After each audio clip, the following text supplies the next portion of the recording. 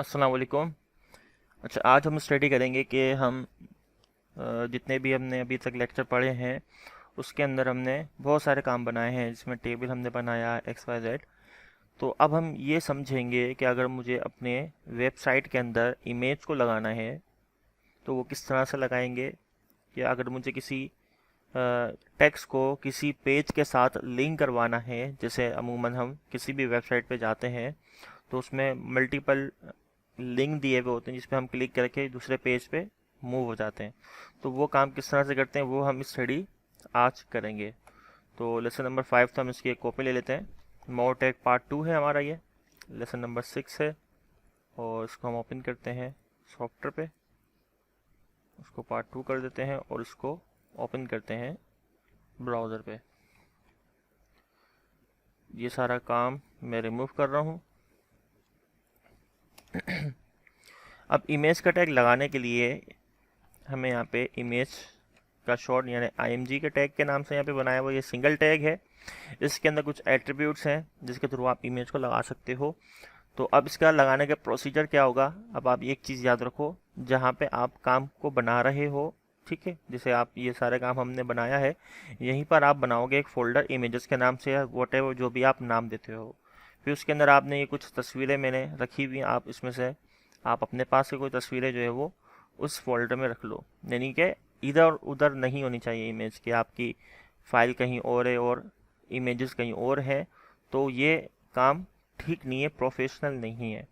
क्योंकि जब आप वेबसाइट को अपलोड करते हो होस्टिंग पे, यानी इंटरनेट के ऊपर आप सर्च करो तो वो आपकी वेबसाइट आए, तो अगर आपके जो रिसोर्सेज हैं वो ऐसी जगह पे पड़े हुए हैं कि उनका एड्रेस गलत बन रहा है, तो वो फिर शो नहीं होंगे जब आप वेबसाइट को अपलोड करोगे होस्टिंग पे। तो इस चीज़ के लिए जो स्टैंडर्ड बनाया गया है वो ये है कि आप एक फ़ोल्डर बनाओगे। मिसाल के तौर पे आपने XYZ कंपनी का नाम दे दिया, उसके अंदर आपने उसकी वेब पेज डिज़ाइन की है। अब उसमें आप मीडिया लगाना चाह रहे हो तो आपने मीडिया का फ़ोल्डर बना लिया, या तस्वीरें लगाना चाह रहे हो इमेजेस का फ़ोल्डर बना लिया, उसके अंदर आपने तमाम अपनी इमेजेस स्टोर कर दी ताकि आप यहाँ से ही इसको एक्सेस कर सको। तो आप जब ये फ़ोल्डर अपलोड करो तो उसी के अंदर आपके तमाम रिसोर्सेज हों, एसेट्स हों, ताकि आपका जब वेबसाइट होस्ट हो तो कोई भी चीज़ मिसिंग ना करे वहाँ पर जाके। तो उसके लिए एक स्टैंडर्ड बनाया गया है कि आपने तमाम काम अपने उसी फोल्डर में रखना है जिसके अंदर आप सारी चीज़ें बना रहे हो। ठीक है, अगर आपके पास कोई तस्वीर है जो कहीं और है तो आप उसको मूव करके यहाँ पे लेके आओगे, देन उसको यूज़ करोगे। तो SRC हम यूज़ करेंगे, सोर्स यानी इमेज जो मैं लगाना चाह रहा हूँ उसकी सोर्स क्या है। तो यहाँ पे मुझे बताना होगा, ये जहाँ फाइल सेव है वहीं पर एक फ़ोल्डर बना हुआ है इमेजेस के नाम से। ये देखो यहाँ पे हमें हिंट भी दे रहा है, इमेजेस के नाम से फ़ोल्डर है। अब जिस नाम से होगा आपने वो नाम यहाँ लिखना होगा और यहाँ पे लगाओगे // फॉरवर्ड स्लैश जैसे लगाओगे तो ये आपको इंडिकेट करेगा कि आपके इस फोल्डर में ये फाइल्स हैं जो आप लगाना चाह रहे हो। इनमें से जो भी आप उसको सेलेक्ट करो और इंटर कर दो। अब मैं Ctrl+S करके सेव करता हूँ और ब्राउज़र पे जाके मैं रिफ्रेश करूँगा तो ये मेरे वेबसाइट के ऊपर इमेज आ रही है। अब लेकिन ये जो इमेज है ये काफ़ी बड़ी साइज़ की है, तो मैं इसका साइज़ भी चेंज करना चाहता हूँ। तो साइज़ चेंज करने के लिए आपको इसी के आगे एट्रीब्यूट लगानी है हाइट। अच्छा, कभी इस तरह की गलती नहीं कर देना कि आप यहीं पर स्पेस देके जो है वो हाइट लिख रहे हो और फिर सोच रहे हो कि भाई काम क्यों नहीं हो रहा। तो ये चीज़ याद रखना, इस तरह की कोई मिस्टेक ना हो। आप जो भी एट्रीब्यूट लगा रहे हो वो कोटेशन में नहीं होती है, वो आप डायरेक्टली लिख रहे होते हो। तो हाइट मैंने यहाँ पे बता दी 500। अब इमेज के टैग के अंदर अगर आप सिर्फ हाइट बताते हो 500 तो उसके हिसाब से जो उसकी विड्थ बननी चाहिए वो खुद ही उसके ऊपर अप्लाई कर देता है। ठीक है, अगर आप चाह रहे हो कि आपकी इमेज की जो हाइट है और जो विड्थ है वो आपकी मर्ज़ी के मुताबिक हो तो फिर आप यहाँ पे विड्थ बताओगे, लेकिन उससे क्या होगा, तस्वीर आपकी स्ट्रेच हुई हुई नज़र आएगी, आप जो भी रखते हो अपने अंदाजे के मुताबिक।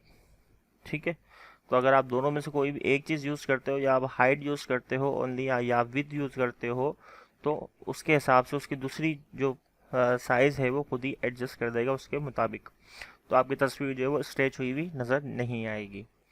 इसी तरह जब मैं माउस पे जाऊँ और माउस लेके जाऊँ तस्वीर पे, तो तस्वीर के ऊपर कुछ टाइटल लिखा हुआ हो, जैसे कि अगर हम इस बटन पे जाते हैं तो यहाँ पे लिखा हुआ है रीलोड दिस पेज, यहाँ पे आऊँगा तो इस पर किस इन्फॉर्मेशन आ रही है, इस पर कुछ इन्फॉर्मेशन आ रही है। तो मैं चाह रहा हूँ जब मैं तस्वीर पे माउस लेके आऊँ तो इस पर भी कोई इन्फॉर्मेशन आ रही हो, तो उसके लिए आप यूज़ करते हो टाइटल का एट्रीब्यूट। अब यहाँ पे आप जो भी मैसेज जो शो कराना चाहो करवा सकते हो, दिस इज एन इमेज या वॉटेवर, जो भी आप मैसेज शो कराना चाह रहे हो। रिफ्रेश करूँगा, अब जब माउस लेके आऊँगा तो देखो यहाँ पे लिखा हुआ आएगा। अब मैं जहाँ पे भी जाऊँ तस्वीर के माउस से लेके आऊँगा तो ये लिखा हुआ आता रहेगा, बाहर जाऊँगा हट जाएगा, माउस से लेके आऊँगा शो हो जाएगा। इसी तरह आपने समटाइम देखा होगा जब आप इंटरनेट आपका स्लो चल रहा होता है तो इमेज लोड नहीं होती है। तो जब इमेज लोड नहीं हो रही होती है तो उसकी जगह पे कोई ना कोई टेक्स्ट लिखा हुआ आ रहा होता है जो उस इमेज के समझ लो एक तरह से ऑल्टरनेट होता है कि वो नहीं, तस्वीर नहीं आई है तो ये आ जाए। तो आप यहाँ ALT लिखोगे ऑल्टरनेट, तो यहाँ पे आप कोई भी मैसेज बजा सकते हो। लोडिंग यहाँ पे लिख दिया मैंने, लोडिंग इमेज। अभी रिफ्रेश करूँगा तो लिखा हुआ नहीं आएगा, वो इसलिए क्योंकि अभी हम अपने सिस्टम से काम कर रहे हैं, तो सिस्टम हमारा काफ़ी फास्ट होता है। ये डिपेंड करता है हमारे रैम और प्रोसेसर पे, तो ये लोड बहुत ही आसानी से कर देगा। तो ये अभी कोई भी प्रॉब्लम नहीं आएगी, ये इंटरनेट पे आएगी, क्योंकि इंटरनेट कभी स्लो होता है कभी फास्ट होता है। तो मैं यहाँ से करता ये हूँ, इसको शो कराने के लिए मैं यहाँ से इमेज का एड्रेस गलत लिख दूंगा। जब इमेज का एड्रेस गलत होगा तो इस तरह से आपका आइकन बना होगा इमेज के अंदर, और आगे आपका टेक्स्ट लिखा हुआ रहा जो भी आपने ऑल्टरनेट में लिखा है। तो अगर आप इमेज लगाओ इस तरह से एरर आए तो इसका मतलब है कि आपने जो तस्वीर लगाई है उसका एड्रेस सही नहीं बताया है। एड्रेस सही है तो उसका नाम चेक कर लो कि उसके नाम में कोई मिस्टेक तो नहीं है। देन जो है फिर आप सेव करके रिफ्रेश करोगे तो वो डेफिनेटली यहाँ पे आएगा। ठीक है। अब कुछ तस्वीरें PNG होती हैं, कुछ तस्वीरें JPG होती हैं, JPEG भी होती हैं। तो आप जो भी इमेज फॉर्मेट होता है, जो भी ब्राउज़र शो करा सकता है वो तस्वीर शो करा देगा। ठीक है। तो ये तो हो गया इमेज का। अब अगर मुझे एक और इमेज लगानी हो तो मैं सिंपल एक और मरतबा इमेज का टैग लगाऊंगा, उसमें SRC बताऊंगा। सोर्स पे हम इमेजेस का फोल्डर बता देंगे, उस फोल्डर में जो तस्वीर है यहाँ पे आप कोई भी एक तस्वीर लगा दो। सेव करूँगा मैं, इसके टैग को क्लोज करता हूँ और यहाँ पे आके रिफ्रेश करूँगा तो एक तस्वीर और आ जाएगी। इसका भी साइज़ बड़ा हो रहा है तो यहाँ पे मैं यहाँ पे विद यूज़ कर लेता हूँ। यहाँ पे मैंने विद बता दी 500। रिफ्रेश तो ये हमारी तस्वीर आ गई 500 विद के ऊपर। ठीक है। अब देखो उसके हिसाब से उसकी हाइट एडजस्ट हो गई है। तो अब इस तरह से आप जिस तरह भी चाहो तस्वीर लगा सकते हो, जिस साइज़ की चाहो उस पर जो भी मैसेज शो कराना चाहो मैसेज शो करा सकते हो। जो भी आप उसके ऊपर टाइटल लिखना चाहो टाइटल लिख सकते हो। ठीक है। तो इतना ये क्लियर है। इसके अलावा और क्या होता है, हम कोई भी टेक्स्ट किसी दूसरे पेज से लिंक करवा सकते हैं। वो किस तरह से, मिसाल के तौर पे मैंने यहाँ पे टेक्स्ट लिखा हुआ है ये हेलो वर्ल्ड, रिफ्रेश। अब जो टेक्स्ट है मैं चाह रहा हूँ ये टेक्स्ट पे जब मैं क्लिक करूँ तो कोई दूसरे पेज पे मैं मूव होना जाऊँ। तो उसके लिए आपको करना होगा ये कि आपने इस टेक्स्ट को यहाँ से कट किया, मैंने Ctrl+X यूज़ करके। आपने यहाँ पे टैग यूज़ करना है ए का मतलब है एंकर।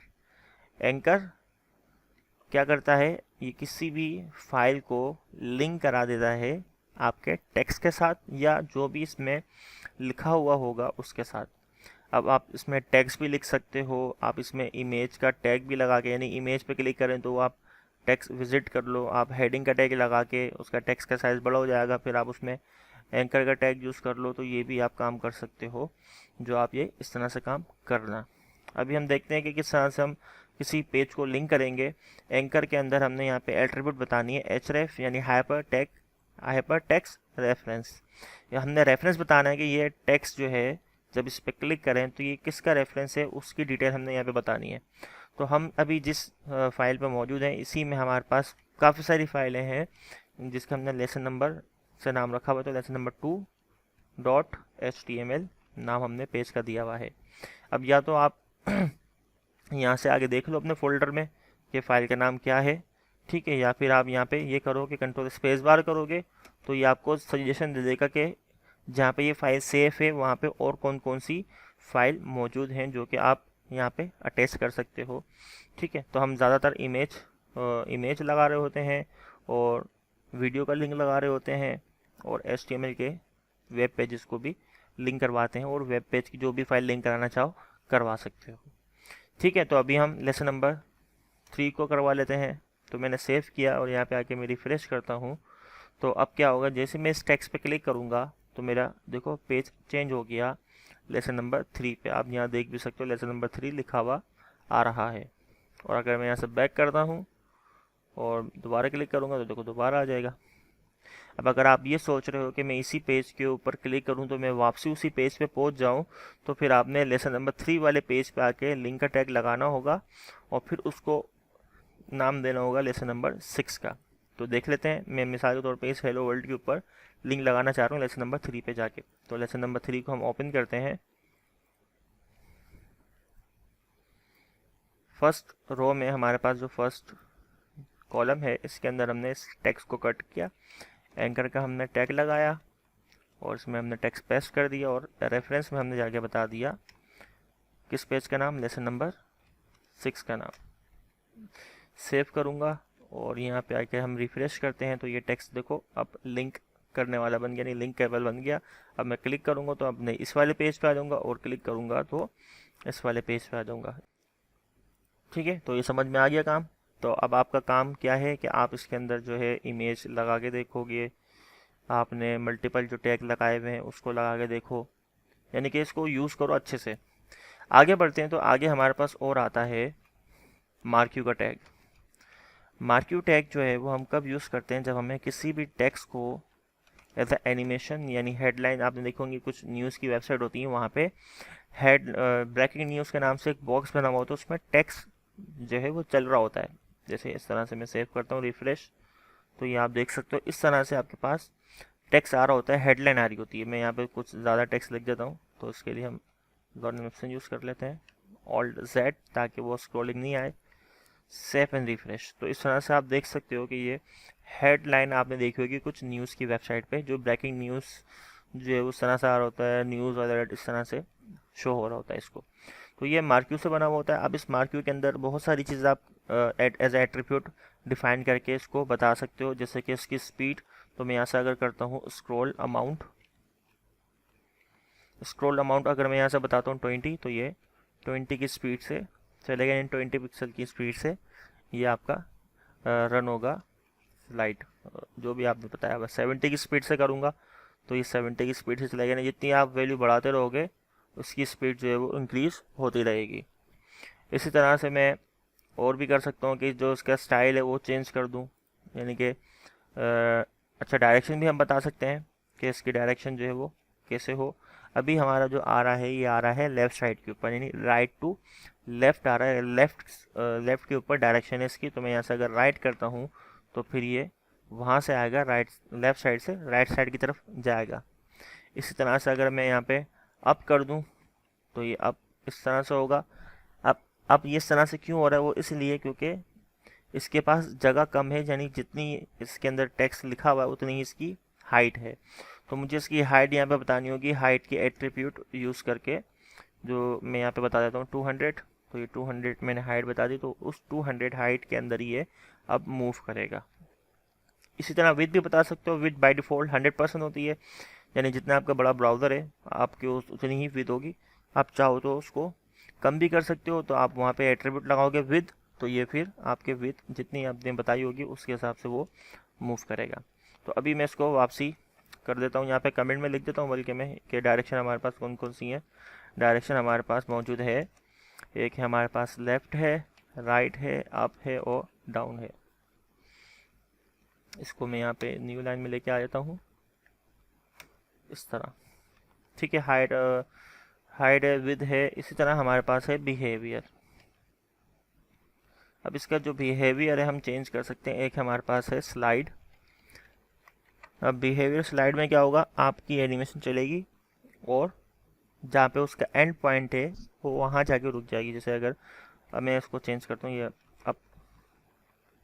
अप हुआ, यानी कि वो नीचे से जब ऊपर आएगा तो जहाँ पे उसकी लिमिट ख़त्म हो रही है वहाँ पे जाके वो स्टॉप हो जाएगा। यहाँ पे मैं इसको लेफ़्ट कर रहा हूँ तो ये राइट से आएगा, तो ये इस विंडो से लेफ़्ट साइड पे आके यहाँ पे आके रुक जाएगा।